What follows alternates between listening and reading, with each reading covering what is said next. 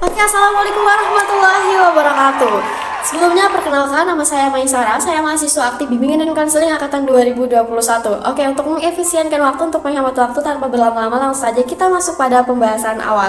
Oke, sampai sini dari kalian yang nonton video ini, apakah ada yang pernah mendengar yang namanya perundungan atau istilah lainnya bullying? Nah, atau bahkan salah satu dari kalian yang nonton video ini pernah menerima tindakan bullying itu sendiri. Oke, jadi mengalami perilaku bullying tentunya merupakan pengalaman yang sangat amat tidak mengenakan ya teman-teman sekalian. Ternyata nih sebenarnya tercatat juga nih hingga sekarang tingginya jumlah kasus bully sudah pada tahap yang sangat-sangat amat memprihatinkan, khususnya dalam dunia pendidikan itu sendiri.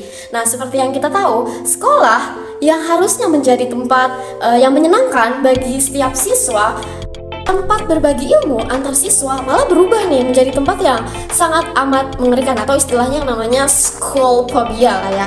Nah, kemudian bahkan kemungkinan terburuknya itu dapat membahayakan nyawa pelajar atau siswa, diakibatkan ya itu tadi adanya perilaku bullying di sekolah. Nah, sekali lagi nih ya, sekolah yang seharusnya menjadi tempat atau wadah untuk seorang siswa mencari pengetahuan, menambah wawasan dan lain sebagainya, itu malah berubah menjadi tempat permusuhan diakibatkan dari tindakan bullying itu sendiri. Nah, perundungan atau bullying itu tadi dapat merubah keadaan yang awalnya menyenangkan menjadi suatu hal yang sangat amat tidak menyenangkan, bahkan dapat menjadi mimpi buruk bagi setiap pelajar yang mengalaminya. Kemudian perundungan atau pembulian ini tadi itu adalah perilaku agresif ya, yang bersifat merugikan orang lain. Oke, sampai sini kita paham nih bahwa perilaku bullying itu sendiri adalah perilaku yang bersifat negatif karena yaitu tadi merugikan banyak pihak. Nah, sebenarnya perilaku perundungan ini tadi atau bully itu tadi itu bisa terjadi sama siapa aja loh, dan bisa terjadi kapanpun dan dimanapun. Kalau kita berpikir secara luas ya, sebenarnya tindakan bullying ini tidak hanya dapat terjadi di dalam dunia pendidikan saja. Di lingkungan kerja pun meskipun tengah diberlakukan yang namanya WFH, pelecehan seksual terhadap perempuan juga kerap terjadi. Seperti itu. Nah, kemudian kita berbicara mengenai makna. Sebenarnya apa sih bullying itu, atau apa sih yang disebut dengan perundungan atau bullying ini tadi?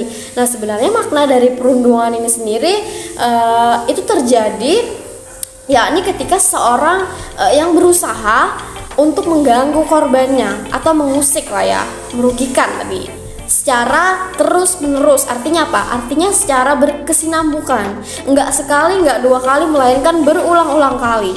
Nah, hingga menimbulkan kerugian dari berbagai aspek, entah itu aspek psikologis dan lain sebagainya. Kemudian perilaku atau tindakan bully ini tadi terjadi misal seperti pelaku melakukan yang namanya intimidasi, kemudian penghinaan, pemalakan, pemukulan, penindasan dan lain sebagainya. Oke, mungkin dari kalian ya bertanya-tanya nih, kok ada ya orang yang segitu teganya membuli orang lain sampai kayak merugikan berbagai aspek daripada korban itu sendiri. Kemudian apa sih faktor pemicu yang menyebabkan terjadinya bullying itu sendiri? Apa sih faktor yang menyebabkan hal tersebut itu dapat terjadi? Lalu gimana sih kalau kita bicara spesifiknya ya? Gimana sih peran guru bimbingan konseling dalam menghadapi atau mengatasi serta meminimalisir lah ya hal tersebut?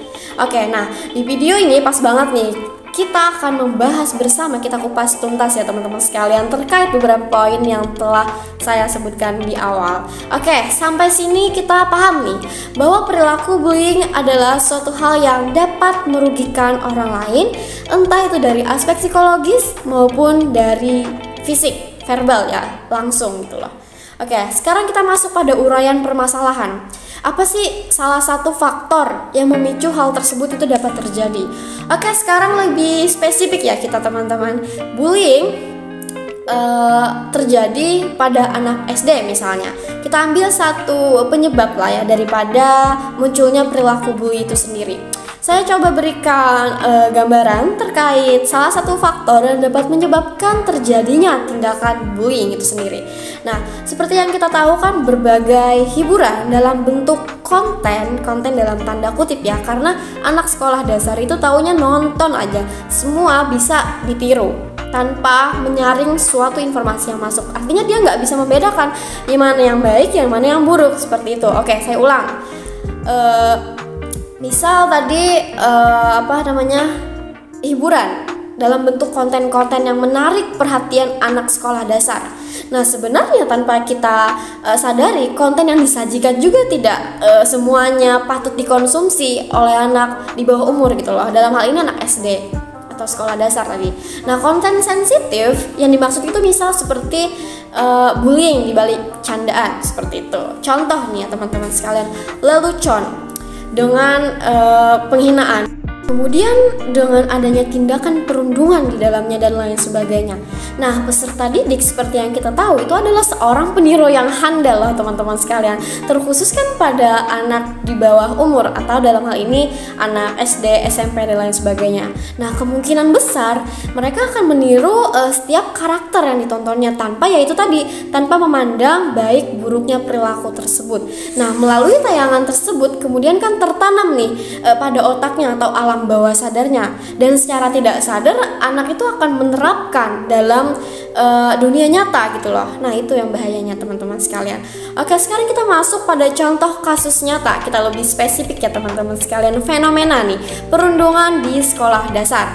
Oke, dikutip dari laman berita online kompas.com, seorang murid, sebut saja JS. Nah, ia adalah seorang murid sekolah dasar di kawasan Jakarta Timur mengalami yang namanya perundungan atau bullying dari teman-temannya. Nah, dikarenakan ia dianggap tidak seperti pribumi, yakni memiliki mata sipit dan lain sebagainya. Ia sering diperlakukan secara kasar, baik itu verbal maupun fisik ya, langsung gitu loh. Masalah kemerosotan moral ini sebenarnya perlu mendapat perhatian khusus dari pihak-pihak yang bersangkutan, pihak-pihak yang tertentu. Siapa pihak-pihak yang dimaksud? Orang tua tentunya harus terlibat. Pendidik, sekali lagi pendidik sangat penting ya perannya dalam mengedukasi, dalam memberikan bimbingan arahan terhadap seorang murid di sekolah seperti itu. Kemudian masyarakat juga perannya sangat penting ya teman-teman sekalian. Oke, di Indonesia kasus perundungan seringkali terjadi di instansi pendidikan. Sekali lagi, sering sekali terjadi di instansi pendidikan dan menempati urutan keempat dalam kasus kekerasan anak di Indonesia. Oke, kemudian kita masuk pada faktor. Sebenarnya apa sih faktor lain yang memicu munculnya tindakan atau perilaku bullying itu sendiri? Oke, berdasarkan referensi yang saya baca ya, terkait faktor pemicu utama dari munculnya tindakan perundungan itu sendiri, yang pertama yakni permusuhan atau rasa kesal, kemudian juga kurangnya percaya diri dan mencari perhatian. Maksudnya di sini adalah dalam hal ini pelaku itu haus gitu loh akan pengakuan sosialnya, kemudian perasaan dendam, dan terakhir ada pengaruh negatif dari media. Kalau ini sudah kita bahas ya, pengaruh negatif dari media dan lain sebagainya. Nah, sekarang kita bicara mengenai faktor lain nih yang menyebabkan timbulnya perilaku bullying itu sendiri. Nah, misal adalah dikarenakan adanya perbedaan status sosial. Nah, ternyata semakin besar kesenjangan status sosial di kalangan pelajar ini, maka meningkatkan juga potensi gitu loh perundungan atau pembulian di dunia pendidikan itu sendiri. Nah, bullying ini bisa terbentuk dari pengamatan perilaku orang lain yang sedang membuli korbannya. Maksudnya gini loh, seperti yang saya katakan, anak SD itu mempunyai sifat meniru gitu loh, belajar melalui peniruan. Nah, ini kalau dalam psikologi ada yang dinamakan dengan social learning. Apa itu? Yaitu tadi, dengan kata lain, belajar melalui perilaku yang diamatinya. Oke, kita masuk pada solusi nih ya. Secara nasional, untuk mencegah tindakan perundungan itu sendiri, sebenarnya ya Kemendikbud itu telah mengeluarkan peraturan nomor 82 tahun 2015 tentang pencegahan dan penanggulangan tindak kekerasan di lingkungan satuan pendidikan, dan nomor 18 tahun 2016 tentang pengenalan lingkungan sekolah bagi siswa baru. Nah, sebenarnya instrumen ini diharapkan mampu nih untuk mencegah terjadinya tindakan bully, dikarenakan kan bully biasanya terjadi dalam kegiatan masa orientasi peserta didik baru atau disingkat MOPDB. Nah, kalau dulunya itu MOS ya, atau masa orientasi siswa. Oke, seperti itu teman-teman sekalian. Kemudian kita lebih spesifik gimana sih peran guru bimbingan dan konseling dalam menghadapi hal tersebut gitu loh. Secara umum ya, guru BK atau konselor itu sangat amat berperan penting ya dalam mengatasi perilaku bullying ini tadi, yakni dengan cara memberikan layanan informasi sebagai layanan yang lebih dominan diberikan, kemudian dilanjutkan dengan layanan bimbingan kelompok, kemudian juga konseling kelompok, serta pemberian layanan konseling individual jika diperlukan. Nah, kemudian apa saja langkah-langkah yang dapat diterapkan, langkah apa saja yang diberikan guru bimbingan konseling itu sendiri dalam mengatasi tindakan bullying itu sendiri. Misal yang pertama ada yang namanya preventif atau tindakan pencegahan. Kemudian mengidentifikasi masalah. Nah, dengan cara pengidentifikasian masalah, maka kita dapat mengetahui sebenarnya akar daripada permasalahan yang muncul daripada pelaku bullying ini sendiri adalah dikarenakan misal pola asuh yang diterimanya, kemudian lingkungan sosialnya dan lain sebagainya. Kemudian dengan cara mengidentifikasi masalah terkait pelaku daripada bullying itu sendiri, kemudian kita dapat nih memberikan layanan yang cocok, layanan bimbingan konseling yang cocok sesuai dengan kebutuhan peserta didik tersebut. Nah, seperti itu. Kemudian juga bisa dengan memberikan hukuman kedisiplinan, kemudian melakukan pengawasan terhadap perilaku bullying itu sendiri.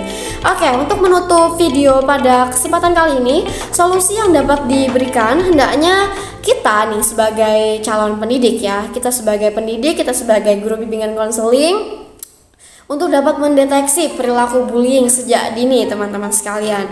Nah, memberikan sosialisasi misalnya ya dalam bentuk pemberian sosialisasi sebagai tindakan preventif terkait kasus pembulian itu sendiri.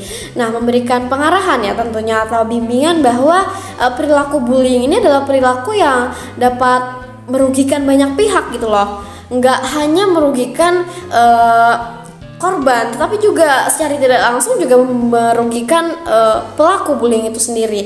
Nah, hendaknya kan kita dapat menanamkan nilai-nilai moral serta menanamkan pendidikan karakter ya sejak dini. Nah, kemudian sekali lagi lakukan tindakan preventif dengan memberikan edukasi terkait tindakan perundungan atau bullying itu sendiri. Oke, terakhir berikanlah teladan yang baik atau contoh yang baik dari seorang pendidik itu sendiri demi meminimalisir terjadinya perilaku perundungan tersebut.